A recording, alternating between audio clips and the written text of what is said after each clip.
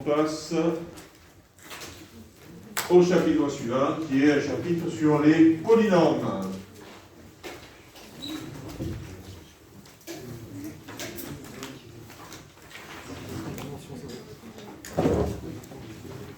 Alors, le chapitre sur les polynômes.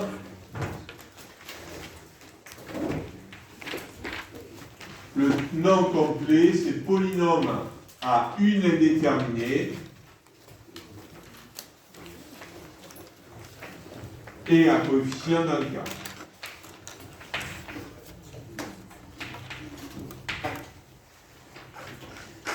Un coefficient dans le cas, ça ne doit plus vous surprendre.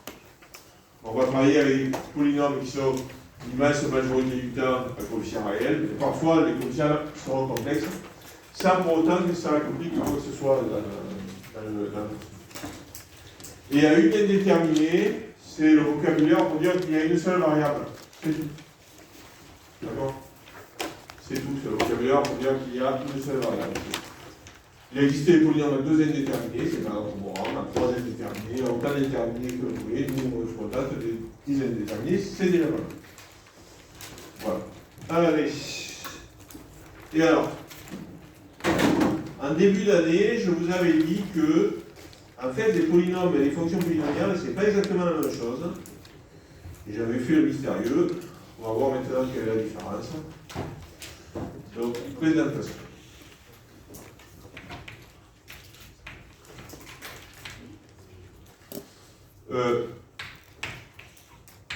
Je ne prends pas la même présentation que sur le poly.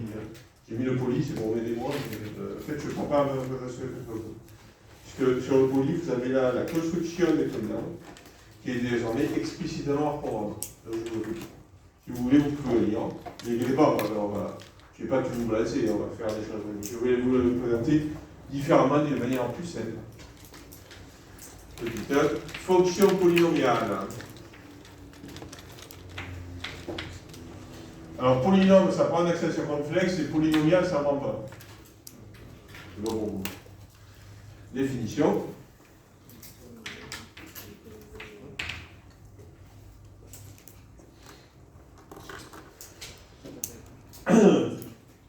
Un monôme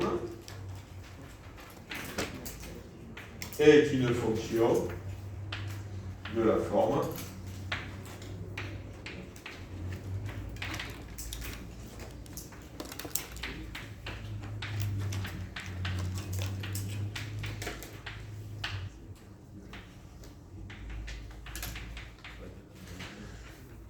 notez que x plus 1 n, pour n égale 0, ça vaut 1. Hein. Je préfère vous l'écrire.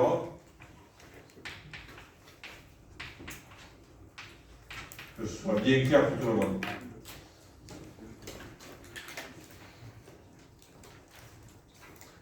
Une fonction polynomiale est une combinaison linéaire de ces mots.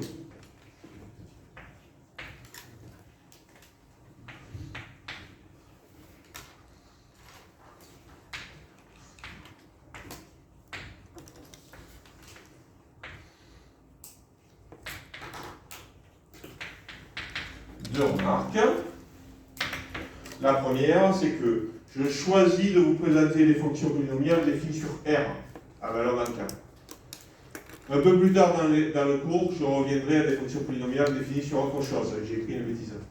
J'ai écrit une bêtise. Voilà.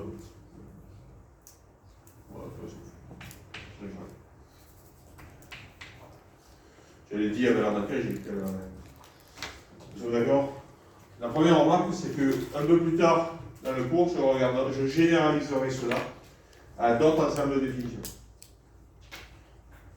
La deuxième remarque, c'est attention, une combinaison linéaire, c'est par définition finie.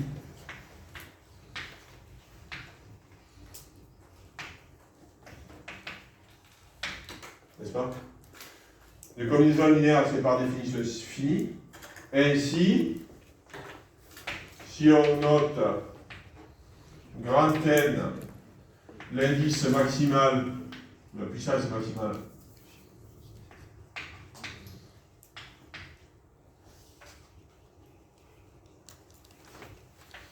de cette combinaison linéaire.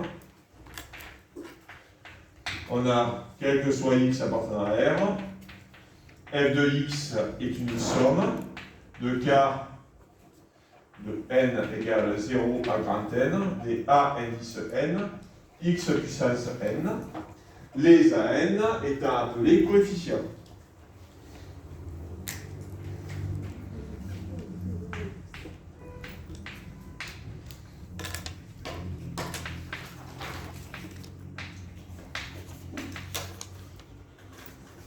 Donc ce sont des scalaires, c'est-à-dire des réels ou des complexes suivant les classes. Oui. Vous avez limité le cas où. Pourquoi je dis Si la x. Parce que je ne veux pas que vous fassiez des nœuds dans la tête. X puissance 0, ça vaut 1, même à 0. C'est uniquement pour des raisons pédagogiques. Mathématiquement, il n'y a rien de particulier. Ça vaut à n égale 0, ça vaut 1 ad vitam aeternam. C'est uniquement pour des raisons pédagogiques. Que ce soit bien clair pour tout le monde qu'il n'y a pas quelqu'un qui se dise ah, mais à x égale 0, est-ce qu'il y a un cas particulier? Non, il n'y a pas un cas particulier à x égale 0. La deuxième remarque, c'est que,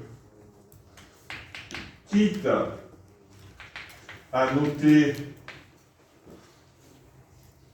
AK ou AN égale 0, quel que soit n strictement supérieur à n, on a, quel que soit x appartenant à R, f de x égale somme de n égale 0 à plus l'infini de an xn.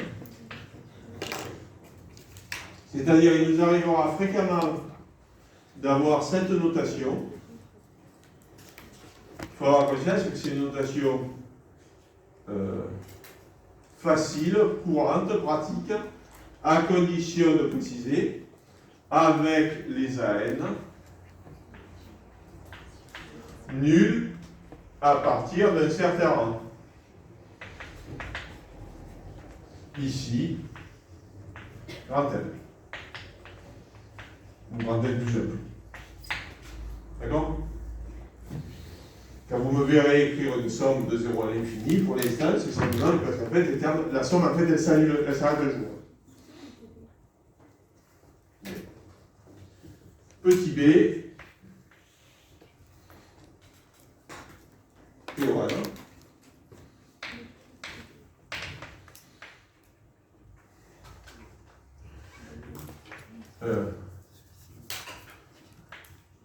Une fonction polynomiale est nulle sur R, si ça va aussi.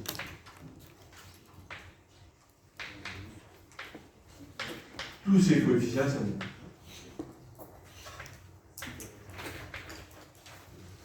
Et corollaire, deux fonctions polynomiales coïncident sur R, si elles sont ainsi, elles ont le même coefficient.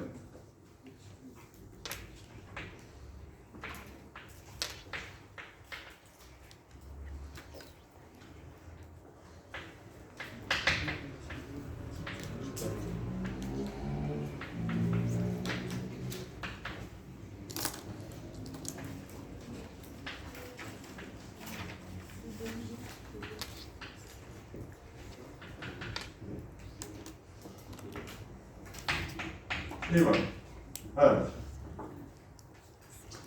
ce résultat est important, vous le savez, puisque c'est ce résultat qui nous permet de faire de l'identification de polynômes. D'accord?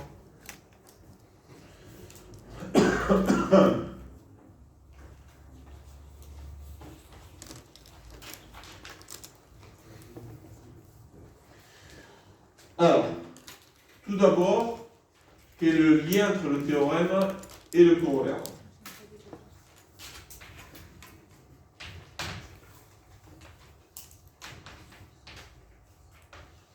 C'est d'ailleurs jamais très provisoirement le théorème, et je l'exploite pour prouver le corollaire.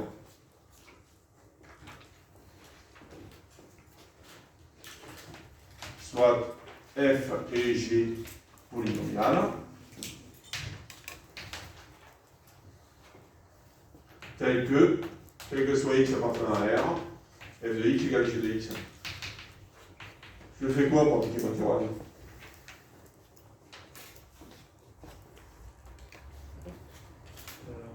c'est le g de x à gauche par exemple. Ouais. Et donc ça nous fait f de x moins g de x Égale 0. Et donc tous les coefficients de f de x moins g de x doivent être égaux à 0. Voilà, par le théorème. D'ailleurs, les coefficients de f sont égaux à SE2. On applique le théorème à f moins g.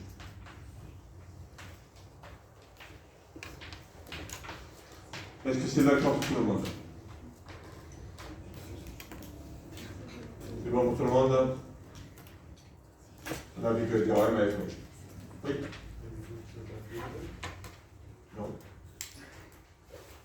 Bon, ceci étant, fait. Ceci étant, si f et g sont égaux, oui, j'en ai le degré. Bon. Mais ils sont pas égaux. Ceci étant, non. Il n'y a pas besoin de regarder le degré grâce à cette astuce. C'est-à-dire qu'en fait, dans votre tête, vous êtes en train de dire qu'une fonction polynomiale, les coefficients s'arrêtent un jour. Non, ils ne s'arrêtent jamais. Ils sont nuls à partir d'un certain c'est pas la même chose. D'accord. Et donc, on doit comprendre qu'ils sont nuls à partir du même rang, c'est pour là. Alors, la preuve du théorème, en revanche, elle est un peu pénible.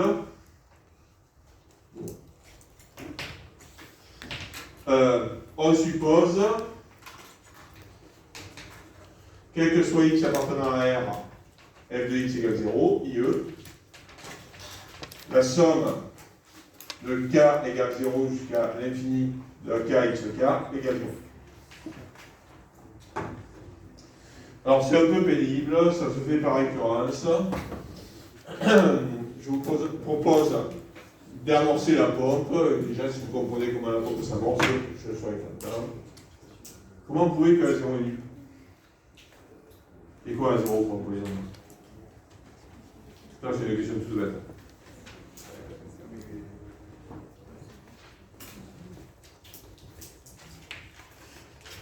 C'est quoi le terme constant pour un polynôme? Bon, pardon, pour une fonction polynomiale.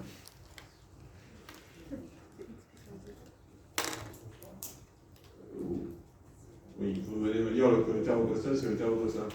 C'est vrai. C'est le C dans un degré 2. Oui, c'est le C de degré 2, oui, d'accord, mais comment on l'obtient? C'est le terme qui est devant x puissance 0, tout à fait. Et est-ce qu'il n'y a pas une manière très simple de l'obtenir ce terme constant? Non, vous voyez pas? C'est à 0 divisé par? Non, c'est à 0, le terme constant, c'est à 0. Comment je fais pour, dans cette somme, ou si ça vous chagrine d'avoir une somme infinie dans cette somme, pour récupérer que à 0? Oui, certes, c'est vrai. C'est un truc plus technique, enfin plus fonctionnel. Voilà. F, c'est la fonction nulle, en particulier elle est nulle à 0, mais le terme constant, c'est f de 0. Vous êtes d'accord? Ouais. Et puis, c'est quoi A1?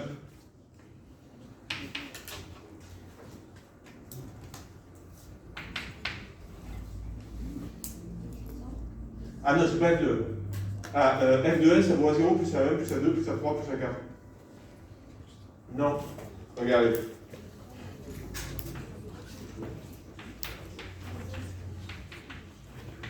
A0, A, c'est F de 0. C'est quoi B?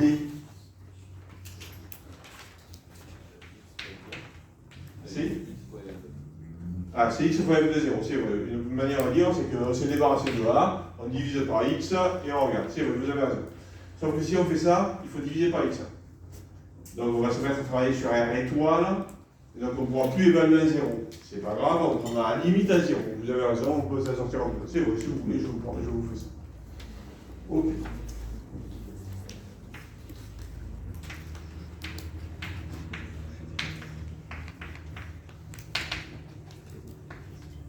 C'est ça que vous me dites.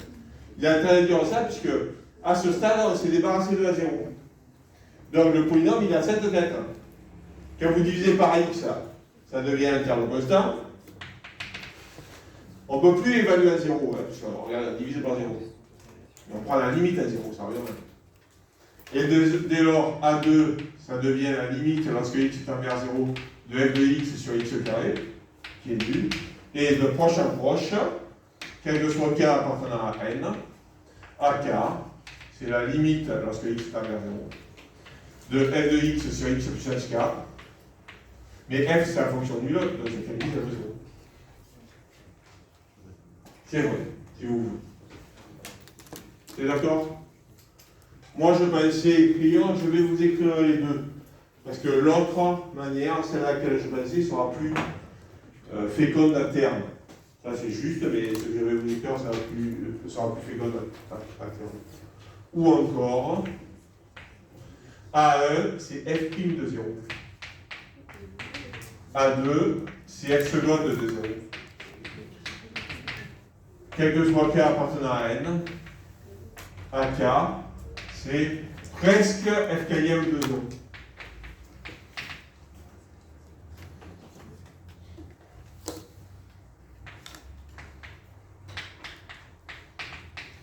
Souvenez-vous des formules de dérivation des monomes. On les a déjà écrites, c'était bien la formule de dérivation des monomes. Quand on dérive un monome, il y a une factorielle qui sort.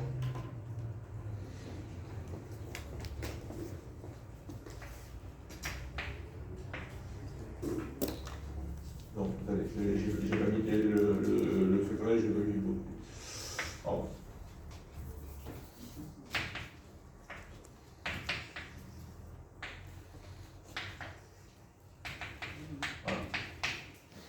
J'ai l'impression que je ne voyais pas à quoi je fais référence. On avait, un début d'année, on avait montré que la dérivée, on avait calculé les dérivées successives de cette fonction, au début d'année. D'accord? On avait calculé les dérivées successives de cette fonction. Et en particulier, on avait vu que la dérivée nème, pi nème, c'est factoriel n. Ok? Et donc, si vous devez dériver cette fonction,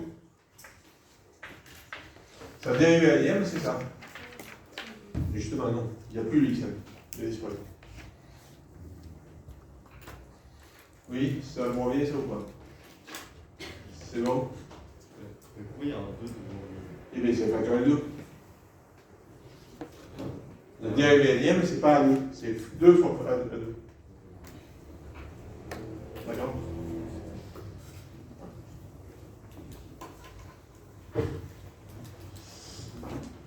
Voilà. Alors, donc, on vient de prouver le principe d'identification des polynômes. Nous avons rien du tout, on vient de prouver le principe d'identification des fonctions polynomiales et je ne vous ai pas défini les polynômes. Petit 2 polynômes. Définition.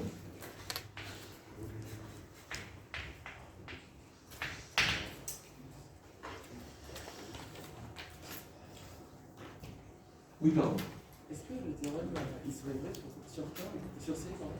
Pour les fonctions définies sur C, Ouais. oui, vous avez raison, il est juste, mais sauf que pour que je vous le prouve, il faudrait que soit je vous parle à la limite lorsque la variable est complexe, dans la base, soit je veux que vous parle de la dérivée des fonctions complexes, ce qu'on ne fera jamais. C'est pas bon. Et oui, mais on le fera en état mort, ne vous inquiétez pas. En état mort. Ce théorème, il est vrai pour une fonction polynomiale définie sur un ensemble qui est plus simple, plus général que R. Définition. Soit f des fonctions polynomiales.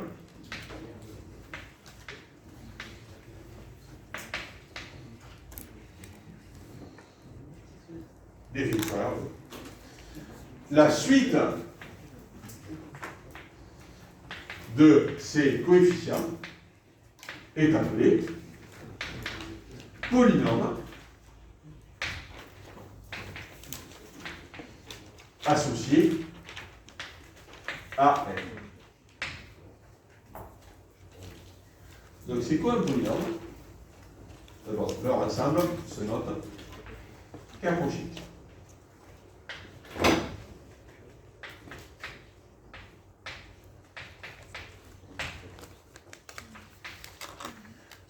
Donc c'est quoi un polynôme?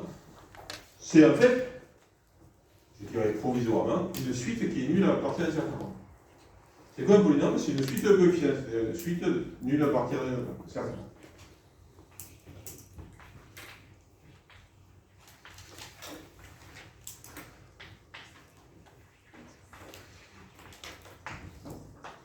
Dès lors, on peut définir sur cette suite trois lois sont héritées de celles des fonctions.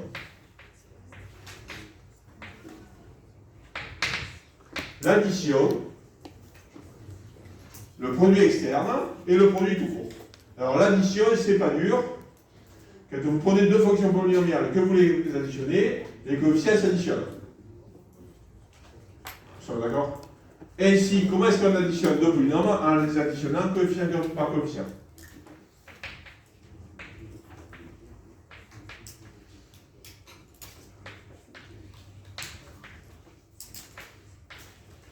Le point, c'est pareil. Vous avez une fonction polynomiale, vous la multipliez par un lambda. Qu'est-ce que ça devient? Eh bien, tous les règles scalaires, tous les coefficients sont multipliés par lambda.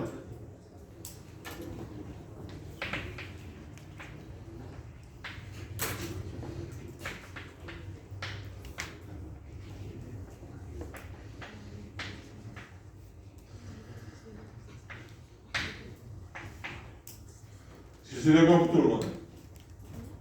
Comment est-ce qu'on additionne deux polynômes en additionnant un coefficient par coefficient? Comment est-ce qu'on multiplie un polynôme par un scalaire en multipliant tous les coefficients par lambda? Il n'y a rien de neuf là. Notez d'ailleurs qu'il y a tellement rien de neuf que les polynômes, c'est des suites particulières. Ça, ce sont deux opérations qu'on a déjà pratiquées sur les suites. Une suite, ça s'additionne un coefficient par coefficient. Et ça se multiplie par un scalaire en multipliant tous les termes par lambda. Ok? Non, la nouveauté, c'est le produit. Le produit de deux polynômes est le polynôme associé au produit des fonctions polynomiales.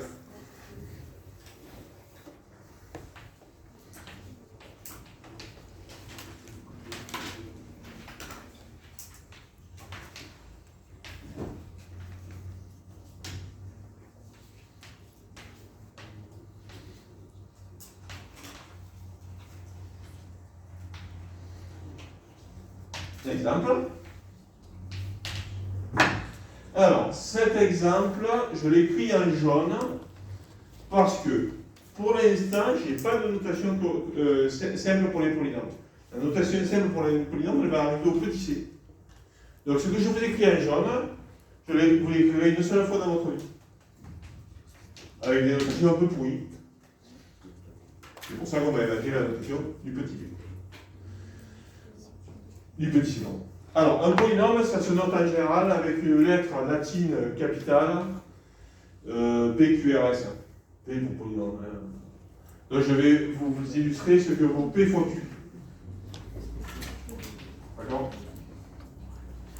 Pour l'instant, je n'ai que la notation sous forme de suite, nulle à partir d'un certain rang. Donc, je vais vous écrire, voilà, ce polynôme. Et ce polynôme. Je prends 2, 0, 1.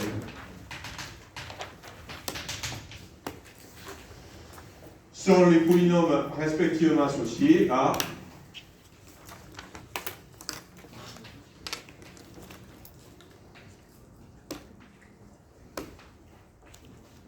la première fonction, c'est la fonction qui a x associe x de 1 plus 3x moins 5x carré. Et la deuxième fonction, c'est la fonction qui a x associe 2 plus x carré. D'accord? C'est vraiment une notation pourrie. Écrire ça à la place de ça, franchement, ça c'était vraiment mieux. C'est pour ça qu'on inventera le petit c. Mais du coup, P fois Q, c'est quoi? Eh bien, pour calculer P fois Q, c'est facile, vous calculez F fois Q.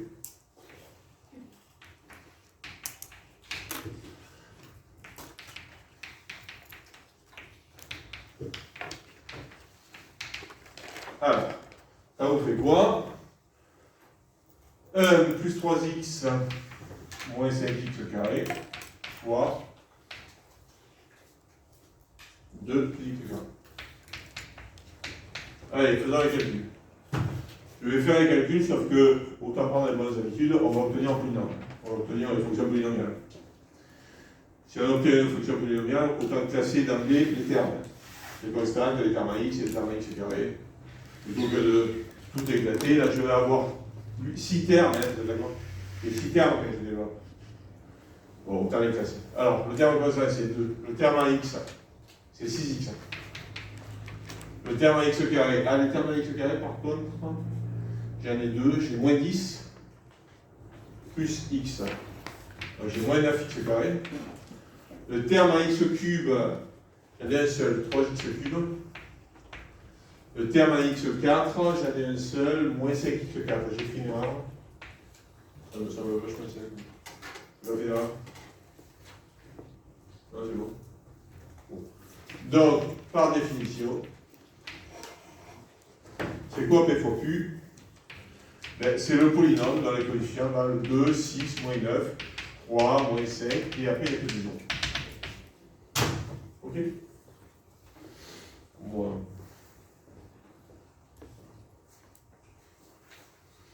Bon, il faut impérativement faire le petit c, parce qu'on ne va pas s'amuser à faire ça, je crois.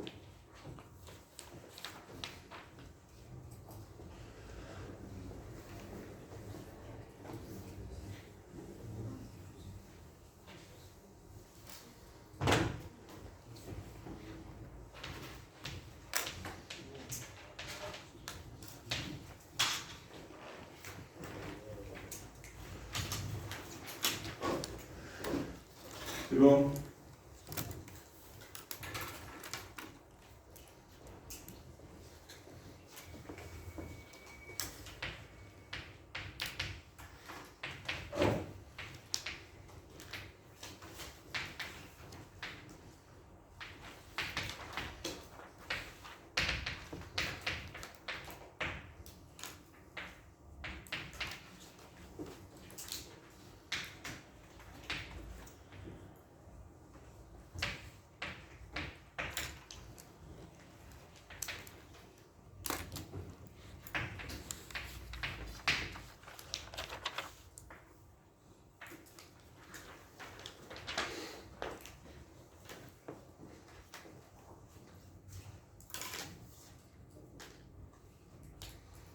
Alors, je viens de vous définir un produit de deux polynômes. Bien. Et je vous définis une notation qui est grand X. Alors attention à ne pas confondre ce grand X et le petit x du produit. D'ailleurs, je m'aperçois, j'ai eu tort. Là, j'ai fait une grande croix, j'ai eu tort. J'ai fait une toute petite croix. Bon, alors à ce stade-là, il n'y avait pas de souci, mais là. Alors, ce grand X, c'est donc le polynôme associé à la fonction petit x. Bon. D'une autre manière, grand X, c'est le polynôme de tous les coefficients vers le 0, sauf le deuxième, le A1, c'est le deuxième. A0, c'est le A1 qui vaut 1. Ce grand X, quelqu'un a eu l'idée géniale un jour de l'appeler l'indéterminé, c'est complètement con, c'est parfaitement déterminé, grand X. D'accord? Ça s'appelle l'indéterminé, mais c'est parfaitement déterminé. C'est ce polynôme, point. D'accord? Et bien, on observe la chose suivante. Je vous ai défini un produit. Bon, si je vous ai défini un produit, j'ai oublié de vous le dire, mais j'ai déduit la notation puissance. X puissance 0, comme d'habitude, c'est le neutre pour le produit. C'est quoi le polynôme qui est neutre pour le produit? C'est le polynôme tel que quand on multiplie, il se passe rien. Il est associé à quelle fonction? F de x égale 1, la fonction constante égale 1. D'accord? Ça se note 1. On ne va pas faire ensemble là. Ok? En fait, là, je suis en train de vous écrire un 1 qui ne devrait pas avoir la même tête que le 1 des réels. Je devrais vous écrire un k crochet x. C'est-à-dire, je devrais vous faire le même cinéma que je vous ai fait dans la construction du corps des réels. Il y a le 1 des réels et il y a le 1 des complexes. D'accord? Pendant un temps, on les note différemment, et quand on a compris que tout se passait bien, on se permet de les confondre. Mais pas de... Bon, voilà. Bon, x puissance 1, ça vaut x, comme tout. Que vaut x carré? Ah, x carré, c'est quoi? C'est le polynôme. Donc, qui est associé à x petit x fois petit x. Donc ça, c'est le polynôme associé à x flèche x carré. Et de manière parfaitement naturelle, x puissance k est le polynôme associé à x flèche x carré. Et alors ça a quel intérêt ça? Ça a l'intérêt suivant. Ainsi, si, quel que soit x appartenant à R, f de x vaut A0 plus A1x plus A2x carré plus. Alors, son polynôme associé est P égale le polynôme associé à A. Excusez-moi. Le polynôme associé à A0 fois 1. Ben, c'est A0 fois 1. Le polynôme associé à petit x, c'est grand x. Le polynôme associé à x carré, c'est x carré. Le polynôme associé à x cube, c'est x cube. Dit d'une autre manière, cette notation est en fait conçue pour que le polynôme associé à petit x carré, c'est grand x carré. Et donc, cette notation est conçue pour passer de manière particulièrement peu douloureuse à des fonctions au polynôme réciproques commun. Nous sommes d'accord? Quand vous avez une fonction, c'est une brave fonction. Elle se note comme vous la notez depuis le lycée. Un polynôme, c'est une suite. Ouais, mais on vient d'inventer une manière de noter qui est super peu douloureuse. Ce polynôme, il va se noter presque comme la fonction. Les deux différences sont le petit devient grand x. Et la deuxième différence, c'est que je n'ai pas écrit devant le quelque chose grand x appartenant à je ne sais pas quoi. Parce que le grand x, il est parfaitement déterminé. Pas des variables. Il s'appelle indéterminé, mais il est parfaitement déterminé. Il n'y a pas de quelque chose grand x. Un polynôme, ça n'a pas de variable. Contrairement à la fonction qui est là. Nous sommes d'accord? En particulier, si vous voulez diviser par grand x, on verra si ça s'ajoute ou pas, mais si vous voulez diviser par grand x, vous ne savez pas, vous demandez est-ce que grand x est nul ou pas? Non, grand x c'est un polynôme. Éventuellement, il dit ça nul, c'est pas le polynôme nul. Voilà. Fort de ces notations, on va pouvoir dérouler.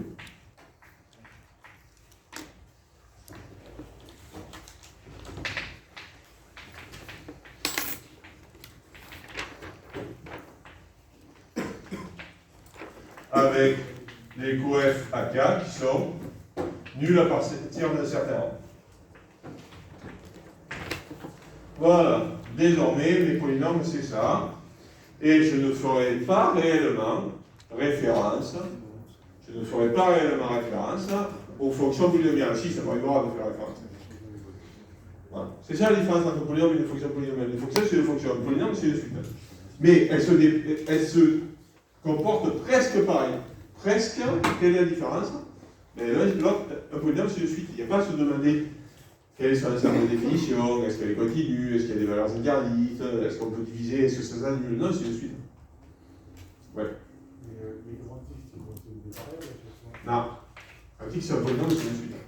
Grand x, c'est la suite 0, 1, 0, 0, 0. Mais c'est pas grave. En fait, vous allez manipuler ces notations de manière algébrique, c'est-à-dire vous allez manipuler ces notations en faisant des sommes et des produits, comme vous avez l'habitude de faire. Avec un pratique à la place du petit. Remarque, j'ai oublié le truc là. Remarque, je ne l'ai pas écrit, je n'ai pas mis de. Je vais pas le faire. De le prouver, j'ai écrit la remarque, j'ai peur de le dire. Les opérations sur les polynômes ont les propriétés que celles sur les fonctions associatives, commutatives, etc., etc. En particulier, c'est commutatif, le produit de polynôme. Parce que le produit de fonction, c'est commutatif. C'est composé, c'est pas une décomposé, c'est un produit. Est-ce que ce que vous aviez écrit 0, 1, 0, 0, 0, c'est une base de ça historique? Non, parce que c'est un seul élément. Par contre, ça, c'est une base.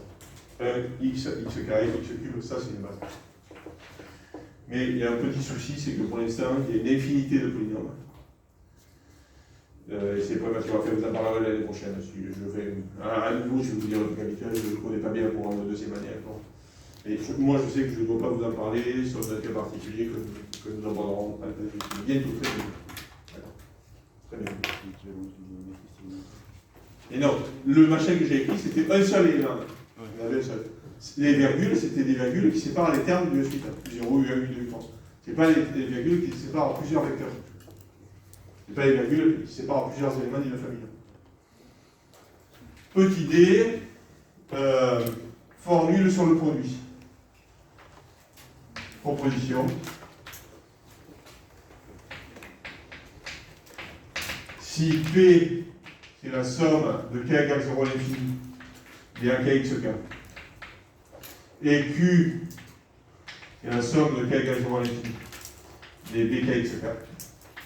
Alors, PQ égale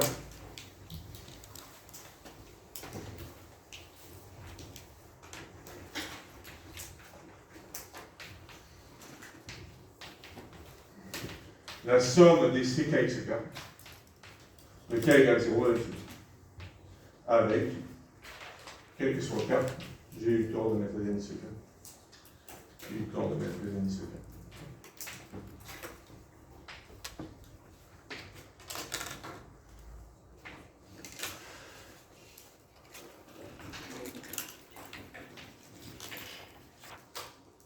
Quel que soit n appartenant à n, Cn égale la somme de k égale 0 jusqu'à n de ak bn. Et alors, puisque vous l'avez démontré, il faut que je vous explique d'où viennent ces deux formules. Je ne vais pas vous la démontrer, je vais vous expliquer d'où ça vient. Et on aura fini cette partie un peu délicate qui commence la construction d'un ensemble de polynômes.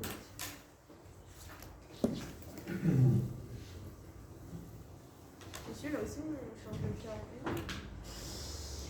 Alors, qu'est-ce que j'ai fait dans le petit ça? Dans le P. Gauche, gauche.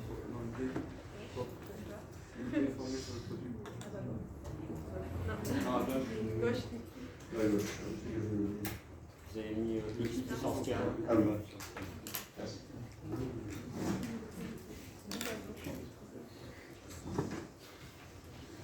Alors, je pourrais vous la démontrer en peu, hein. Enfin bon, déjà, il va falloir que vous partiez à la cantine. En fait, d'où le liste, le premier, elle est dans le cas. Je vous l'explique avec les polynômes de degré 2. Oui, ça s'applique.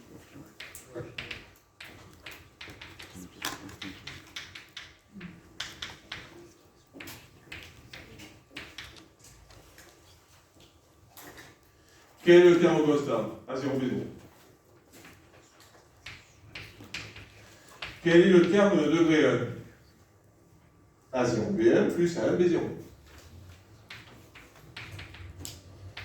Quel est le terme de degré 2? A0, B2, A1, B1 plus A2, B1, B0. Quel est le terme de degré 3? A0, B3 plus A1, B2 plus A2, B1 plus A3, B0. Quel est le terme de degré 4? Je m'arrête là parce qu'il y a largement assez au tableau pour comprendre ce qui se passe. Par exemple, quel est le terme de degré 3? Bon, ben déjà, c'est une somme de A fois B. Ça, jusque-là, je dois aller. Mais quel A et quel B? Ben, A qui est devant une puissance et B qui est devant une puissance, tel que le produit de ces deux puissances fait un cube. Quelle puissance reste-t-il? 0 et 3, ça y était. 1 et 2, 2 et 1, 3, ça y était, et 0. C'est-à-dire, quelles sont les puissances en présence? Ben, les puissances telles que la somme de ces deux puissances vaut n. Où est-ce qu'on voit les puissances? Ben, la puissance, on la voit exactement sur l'indice du coefficient. X carré, c'est A2. B1, c'est X1. Ainsi, on doit prendre la somme des coefficients dont les indices sont de somme égale à n. Les indices sont de somme égale à n. K plus K, c'est n. Dans le cas du coefficient constant, les seuls indices dans la somme vaut 0, c'est 0, 0. Dans le cas du coefficient de 1, les seuls indices dans la somme vaut 1, c'est 1, 0, 0, 1. Dans le cas du polynôme de degré 2, c'est 0, 2, 1, 1, 2, 0.